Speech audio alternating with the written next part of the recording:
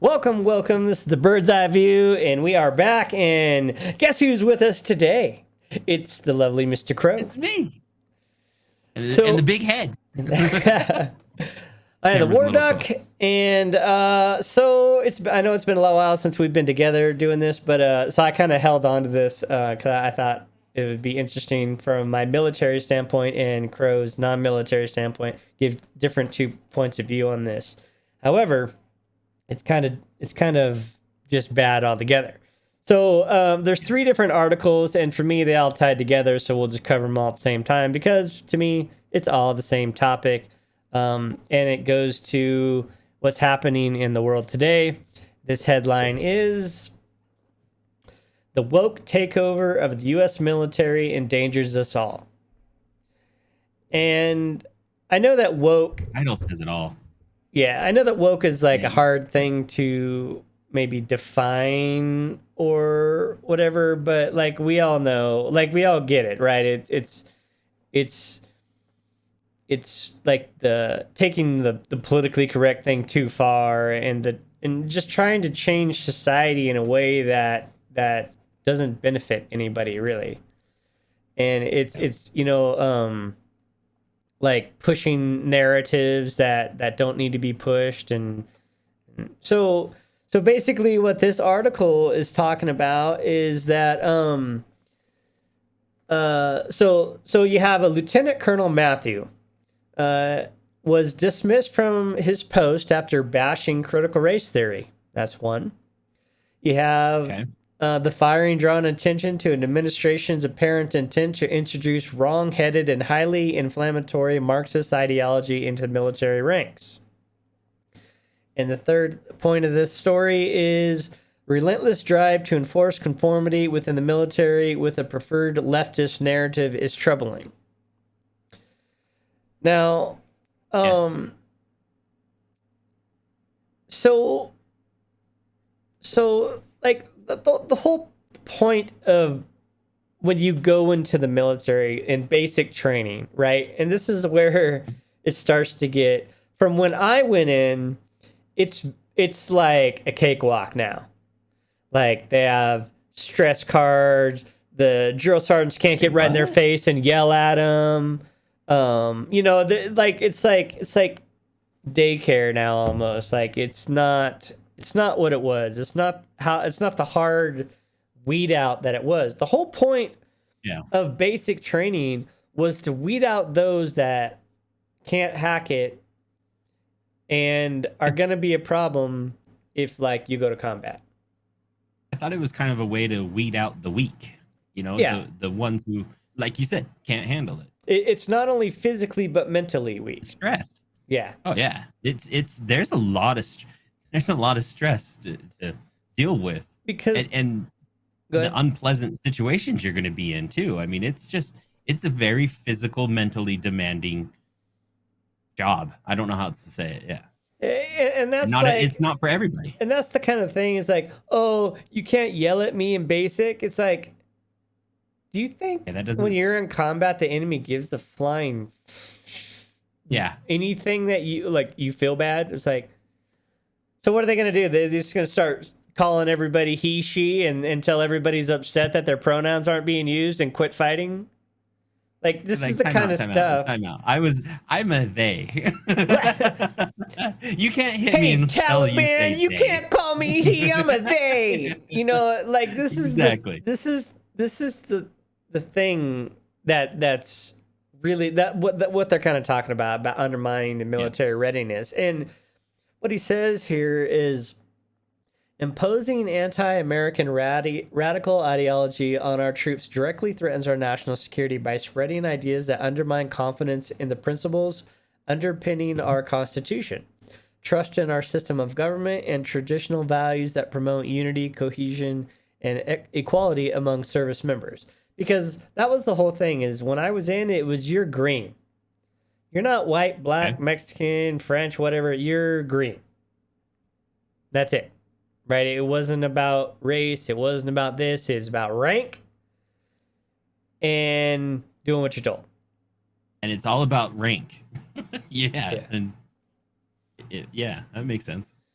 And then, so it says, our soldiers, sailors, airmen, marines, space guardians take an oath to defend the U.S. Constitution and all that it stands for, instructing them that our Constitution and the beliefs incorporated into by the founders were meant to perpetuate white supremacy is reprehensible. It cries for urgent congressional examination and pushback, yet that's precisely what troops are being taught, according to Lohmeyer. So, and go ahead. I was just thinking that's a lot to take in. This is interesting. Okay, my mind's racing. So, like, this goes directly into the next article. Is wokeness is sabotaging the military academies. So, you know, the whole, and this goes to just what we were talking about, is they want to push critical race theory into the academy's teaching. And what you're doing is you're teaching division among races and not cohesion and community. Yeah. Yeah. You need to know. I think I'm just thinking back of like kind of my mentality and knowledge of the military was it never mattered who was next to you. They were your brother, and you knew you could trust on them, you know, with your life. And I'm trying to think of this the critical race theory here, and if you're teaching that, you're kind of almost encouraging that mentality. And well, that and you're and like you said before is when you go to combat, your whole thing is defense of the United States, and the Constitution. Mm-hmm. And now all of a sudden you're like, oh, why am I defending this racist ideology? Right? It's like, okay, that's true too. I didn't even. Yeah, right? I'm following you now with that one too. And then now, right? It's like, okay, well, there's white sergeant whoever over there, and not white sergeant whoever over here, and I don't care what he says, even though we're in combat, I'm gonna do what he says. Yeah. Right? Because now you start undermining the authority. You start undermining the rank and file system, which is what the military is based on. And as soon as you ruin that cohesion and that rank and file and that rank-based system, then you are no longer a cohesive unit, and you can't fight. You're not fit to fight anymore. You're not unified. You're not. Yeah. Right. I see. I didn't think of it that way. That's a good point. So here's another thing, and this is my own. So this is my own. I worked in a post-traumatic stress office for a while when I was in college. This is my own take on post-traumatic stress. So don't yell at me or anything like that if you have a different take. But to me, there's a significant number of post-traumatic stress veterans from Vietnam than there was from World War II. And we ask, why is that, right? And for my opinion, is there's a difference of ideology and being okay with what you were doing.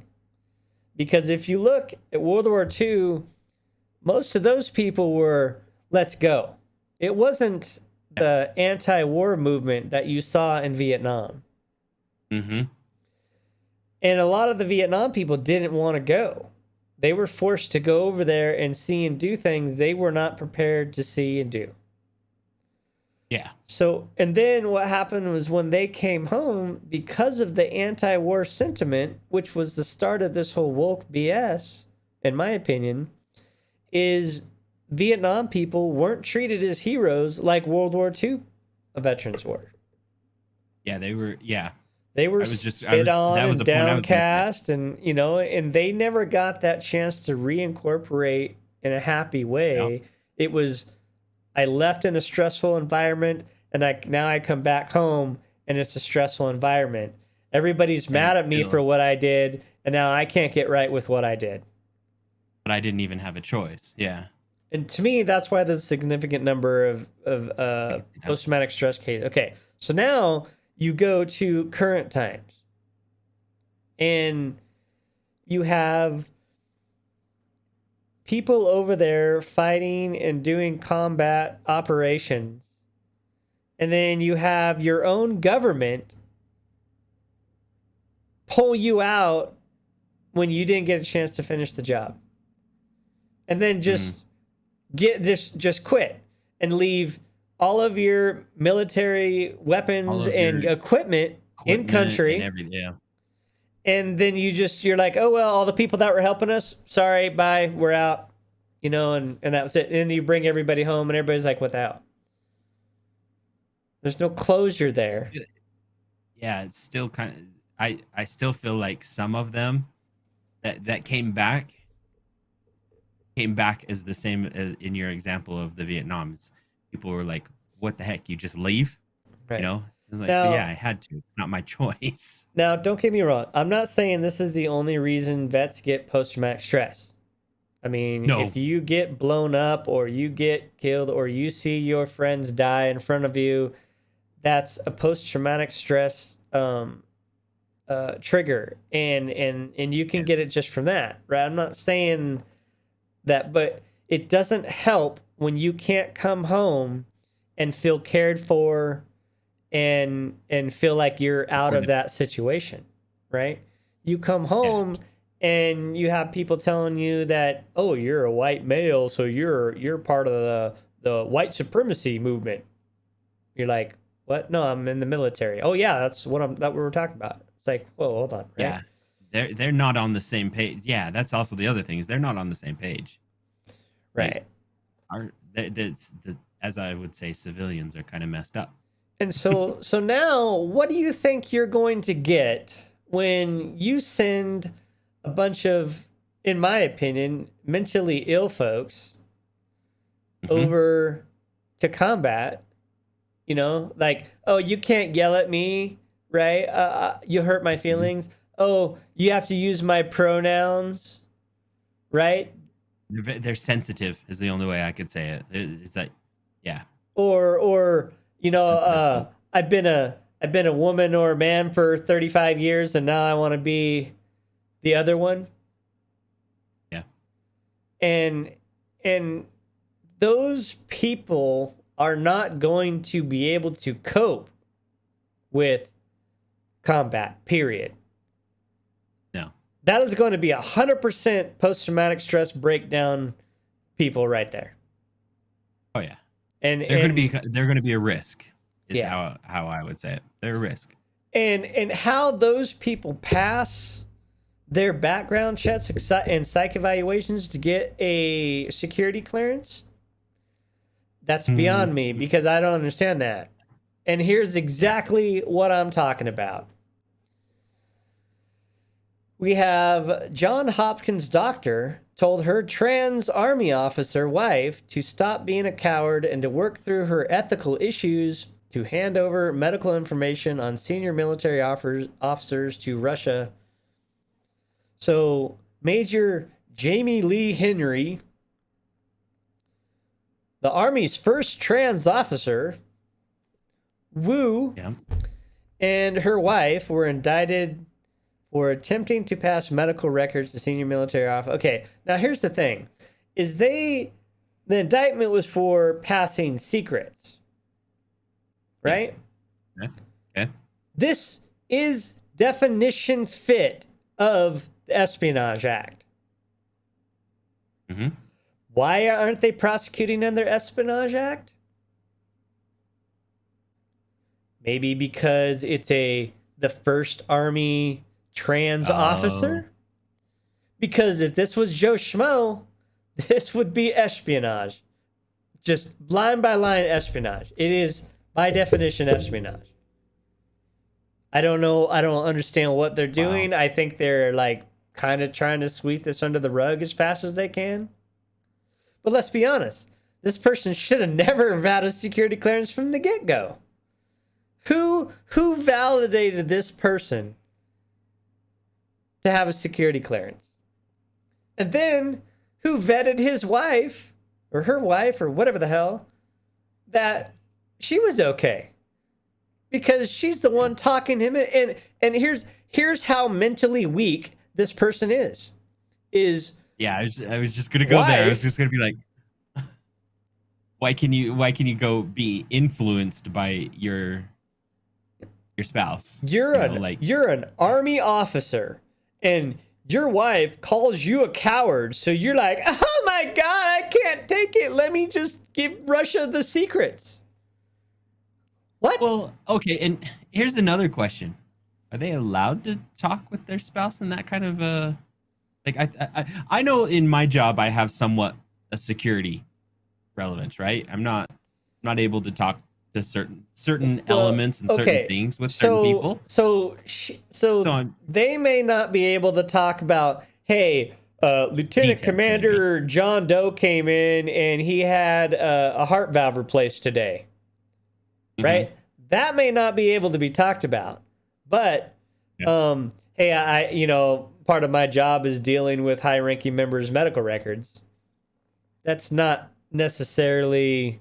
That's not too much. Yeah. I right. Get it. Probably something you shouldn't be disclosing, but it's not. That part wouldn't be illegal because anybody can see what job you do, and then when they know what job you do, they kind of have an idea about what you have access to, right? Okay. But the thing is okay, what if this person had big time secrets and was captured by a foreign country, right?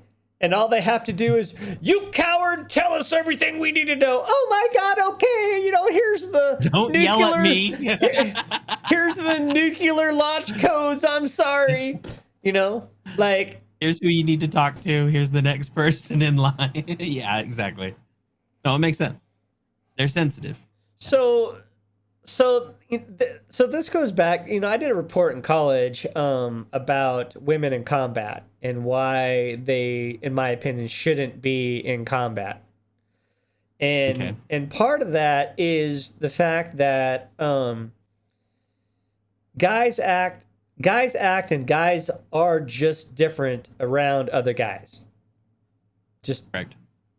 Now, if you throw a female into that mix, it changes things. Well, I would say too, like men, by at least, I don't know how to say this politically correct, so excuse me if I've offended anybody, but as I reflect on my life growing up, just in general, men were more competitive. You influenced, you brought in a guy's girlfriend, and all of a sudden it wasn't the same. It's not competition anymore. You're not trying to be the top dog, if you will. The whole atmosphere just switched. It changed where you're trying to impress now, not. It was no longer competition, if that makes any sense. What I'm trying to say. Now let me add another wrinkle on top of that. Okay, ready? Okay. So you're walking down the street and some 25-year-old guy trips and falls next to you. What do you do? What does everybody else around you do? Laugh, right? Right. Okay. Well, if he's young enough, I'm going to laugh at him. If he was an old man, I'd probably try to make 25, sure he's okay. 25, right? But yeah, he's 25. I'm going to laugh. I'm going to laugh. It's What's silly. Everybody else around doing? Same thing, right? I most likely, yeah. I'm thinking of a recent incident that actually happened where someone was, it was an older man though, but he tripped and almost fell, caught himself. But there's some of the guys that are laughing, or you get the little giggle, but all of the women around, yes. Okay. And, now what so happens? That's what I'm thinking. What happens if a 25-year-old woman trips and falls? What do you do, Mr. Krow? Go assist. You go assist. What is everybody else doing? Probably even the same. They're trying in some way trying to assist. Okay. Now, you have a woman in combat with a bunch of dudes and she gets wounded. Yep. Your unit just went from combat effective to combat ineffective in an instant. Yep. And because those guys are going to have a very difficult time just pressing on and not assisting. It's going to be in their brain regardless. Even if they and that's what I'm wondering. Even if they do press on, it's still going to be worried about her. It's less effective. Exactly. Right? It's not 100%. Yeah. Now, so here's a story for you. Okay. Name one guy that's been captured in Iraq. Name one female. I can't name her, but I swear there's like two that I can name. Jessica Lynch. That I can think of. Right? I can think of two. They mobilize SEALs, Rangers, PJs, and I think regular army to extract one lady. Yeah. And look what happened. Like, right? The story how she fought and all this, and then none of that was true. But that was the original story, how she fought till the last and then they captured her. No. She was found in a truck all mangled and didn't wake up for 3 days till later on, right? But this is the thing, is now, right? So now you want to add trans into the mix, right? And so I don't care what you do, right? You're going to have the I'm okay with it group. I'm not okay with the group. And I really don't give a shit. Right? Those are the three groups you got in there now. And so if the trans individual gets injured in your thing, is you have some people that aren't going to help regardless. Yep. You have the ones that are going to rush right over because they have to help. Yep. And then you have the ones that are just like, whatever. Right? But that's not a cohesive unit. This is the problem when you add this type of influence and these type of things into military combat units. They don't fit. They don't work. And it's not about acceptance, right? I mean, because let's be honest, is I know that right, because guys can get pregnant now and women can do everything that guys can do except for like lift heavy objects and run fast and dunk the basketball. Anyway, you know what? Anyway, Yep.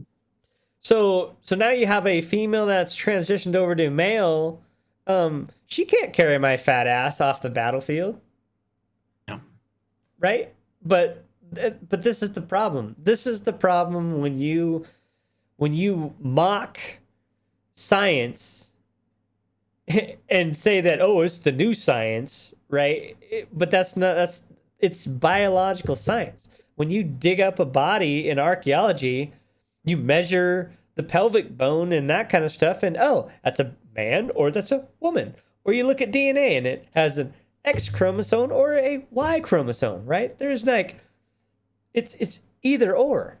But now this weird world clown world we live in, it's just off the rocker. And our military is suffering now, and it will only get worse until this is fixed.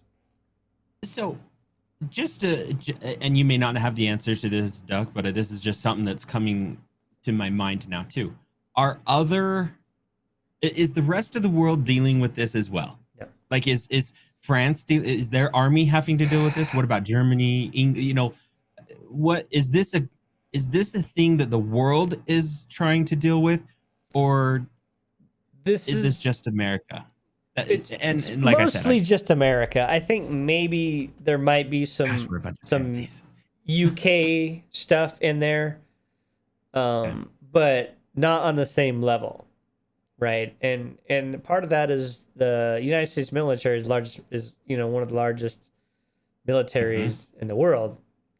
Well, that's why I ask, is because I don't necessarily mean that per body, but like spread out influence wise. Yeah. Around the world. Yeah. But here's the thing is, you go to like these there was a show, I forgot what it was called, but basically the guy went to these tribes like in Africa and different places, right? And he was asking people about, hey, what about, transgender and this, and they were laughing at him. They're like, what the fuck are you talking about? They're like, no, you're either a dude or you're not. And so he tried to explain it to him, and they were like, no, right? Because they're not influenced I by social media, right? I almost feel to an extent that maybe the U.S. has a little bit too much freedom. I don't know. I don't know. I don't know how else to say it, So, but I but find it okay. so far you have none of this in the Navy SEALs, right? Okay.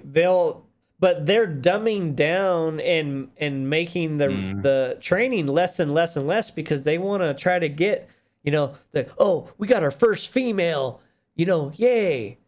Okay, well, you I'm drop the sorry. Isn't standards. it You drop like your elite fighting forces standards to here. yeah, So are they still the elite fighting force down here? Or are they closer to regular trainees? And what do you want? I mean, that's the thing is like, okay, what do you really want in the end? Because what you're going to get is you're going to get the loss of the United States military might, is what you're going to get. that's what I'm worried about. That was the reasoning behind my question of the rest of the world. Because this could become you and I have been talking about military struggling for months. Like you bring Recruiting up the and Navy, stuff. like yeah, we brought that up like I want to say almost 6 months ago, where they were hurting. Their recruiting numbers are very down. Um, but if this kind of mentality continues with the military and with the footprint that we have around the world and everything, it really makes us appear weak, Well, like not prepared. it does, but it also, you have to look at the ramifications. At what point when you say, hey, launch that missile off that drone, does somebody say, you know what? No, I don't, I'm not comfortable with that. And then they start disobeying orders, right? This is the problem, especially in combat. If you don't have that cohesion, you're not doing what you're supposed to be doing. You're not doing what you're told because now you're thinking about race, or you don't want to be yelled at, or he didn't use he, she, they, it, why, whatever the fuck, right? And you're And busy and you're not doing what you're supposed to be doing because of this. yeah, Now all of a sudden you're getting people killed. yeah. You are now a liability and you're getting people killed. And this is where the problem is, and it's the lack of And readiness. every time like people say this too, well, he, she, they, their, whatever the pronouns, I always cringe and giggle. Like it's always like oh my gosh, I know. But the thing is it's reality. It's we may think it's kind of silly. Well, I know I do. I think it's silly. But there Well, are people who swear by it. yeah, but if And you I've if met you a if couple you of those. think of the percentage of the world that is in the alphabet versus the regular people that are not, right? Okay. Why is everybody being influenced by this tiny percent of people and walk Very tiny. and pressing it on everybody else? That's what I don't understand. It's It's not I normal. think it's It's one not the reason norm. why It's not normal.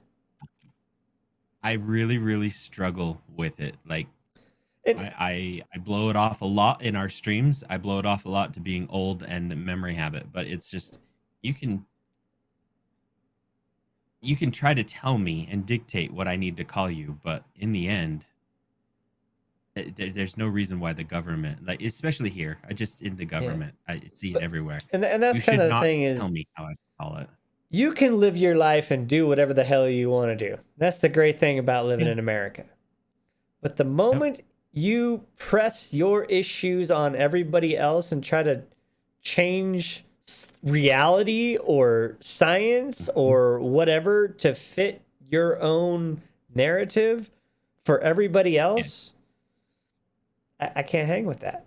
I mean, go do whatever it is you want to do. Have at it. But think you're going to influence me or think that you're going to try to teach my 6-year-old daughters this influence? That's not going to work for me. Yeah. I want to go back to the World War II generation, the greatest generation that's existed so far, and we're going the wrong way. Yeah. All right, so leave a comment, leave a like, let us know what you think. Let us know if you disagree, whatever. Just leave a comment. Tell us all about it. Tell us what you think. We'll talk to you later. Later. See you, everyone. Bye.